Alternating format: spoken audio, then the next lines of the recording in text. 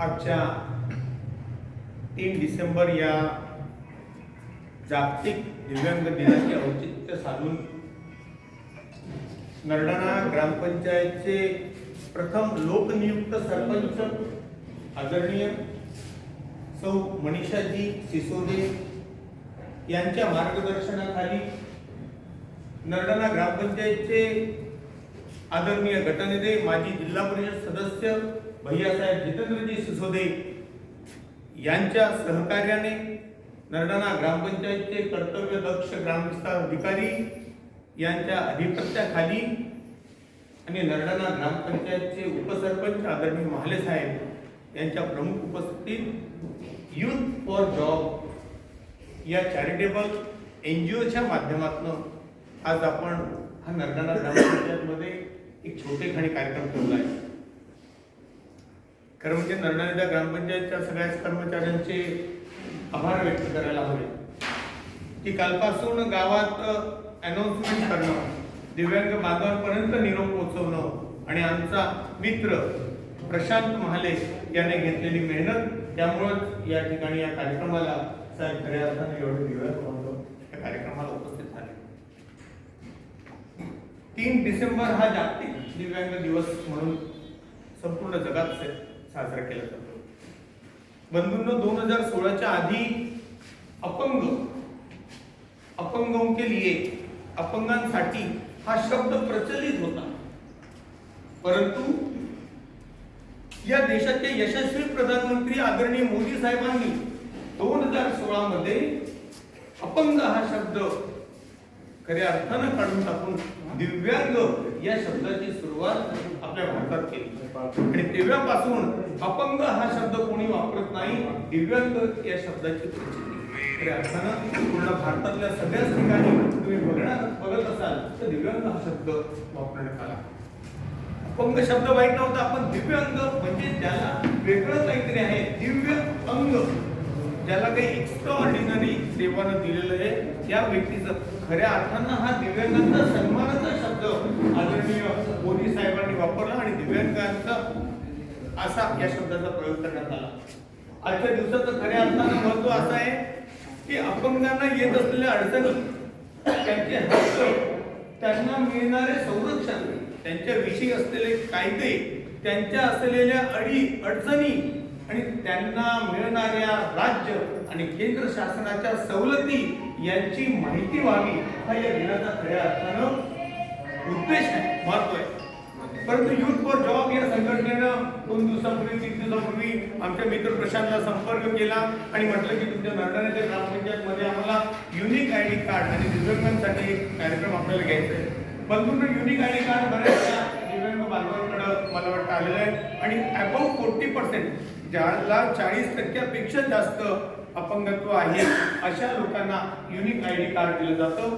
आणि तुमच्यापैकी बऱ्याच जणांचे आधीचे आपले असलेले डिसेबिलिटीचे जे सर्टिफिकेट होते, जे आपण धुळ्याच्या सिव्हिल हॉस्पिटलमधनं बनवत होतो, आता नव्यानं ऑनलाईनचं डिसेबिलिटीचं जिल्ह्याचं सर्टिफिकेट येत नाही तोपर्यंत तुमचं युनिक डिसेबिलिटी कार्ड बनणार नाही.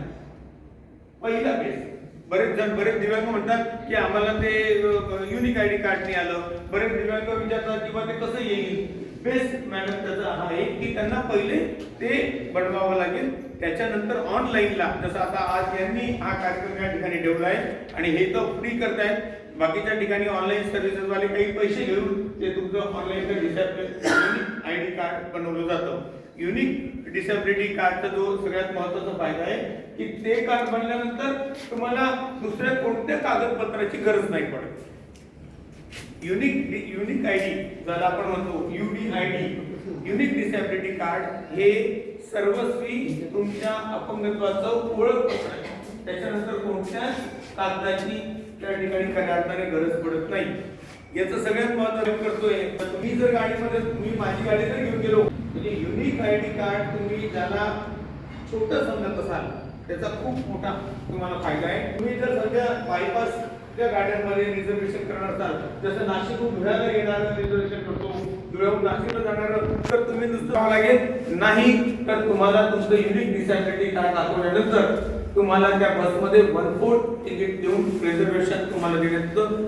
हे छोट्या गोष्टी आहेत, पण आपण घरून निघताना नेमकं आपलं ते कार्ड आपण सोबत घेत नाही, आपलं आधार कार्ड आपण सोबत घेत नाही, आपण प्रवासाला निघतो आणि नंतर आपली त्या कंडक्टरची त्या ठिकाणी असलेल्या त्या अधिकाऱ्यांशी आपली बाचाबाची होते.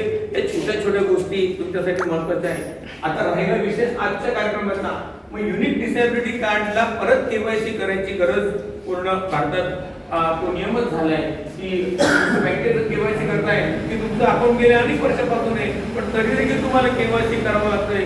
याला कारण हे देखील अनेक बोगस दिव्यांग लोकांनी या ठिकाणी आपल्या जागा बळकावल्या. रजिस्टर ओरिजिनल दिव्यांग वेगळा राहिला आणि जे डुप्लिकेट दिव्यांग आहेत त्यांनी बऱ्याचशा सरकारच्या सुविधा घेणं, 1/4 मध्ये प्रवास करणं, रेल्वेचा प्रवास करणं, अशा प्रकारे डुप्लिकेट दिव्यांगांना आळा बसावा, ते गाळले जावे म्हणून सेंट्रल गव्हर्नमेंटने हे पुन्हा एकदा आपलं केवायसी करण्याचा नियम या ठिकाणी टाकलेला आहे. आणि तुम्ही सगळ्यांनी आजच्या युथ फॉर जॉब या संस्थेने जो फ्री ऑफ कॉस्ट नरडाणा ग्रामपंचायतला ही जी सेवा आज दिलेली, तर म्हणजे तुमचं सगळ्या दिव्यांग बांधवांच्या वतीनं आणि नरडाणा ग्रामपंचायतच्या वतीने देखील मी तुमचा आभार व्यक्त करतो. मॅडम साहेब पाटील साहेब असतील, जाधव मॅडम असतील की त्यांनी हा मेळावा, आज तुम्ही धुळ्याला जाल, तुम्ही आणखी आईनी आलं तुझा फोटो राहिल्या, मग तू ते आलेलं नाही, झाली ना हॅरेसमेंट. तो पहिलं काठी घेत जाईल की आता बाबासारखा माणूस आहे, यांनी कुठं ते केवायसी करायला जायचं. त्यामुळे बरं झालं की तुम्ही आज चांगला असा कार्यक्रम तुमच्या एनजीओच्या माध्यमातून करताना ग्रामपंचायत बद्दल बोला. आपले जे दिव्यांग बांधव त्या ठिकाणी अजून आले नसतील तर त्यांना फोन करून बोलून घ्या.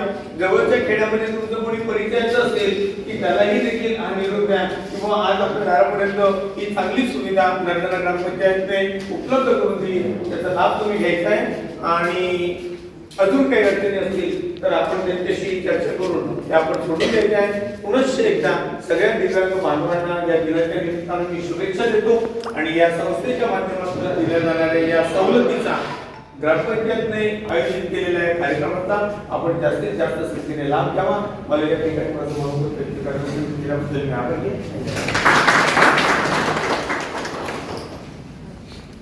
सरांनी अतिशय महत्त्वपूर्ण दिव्यांग बांधवांसाठी एक माहिती दिली आहे, तरी मी देखील सरांचं मी धन्यवाद व्यक्त करतो. तसेच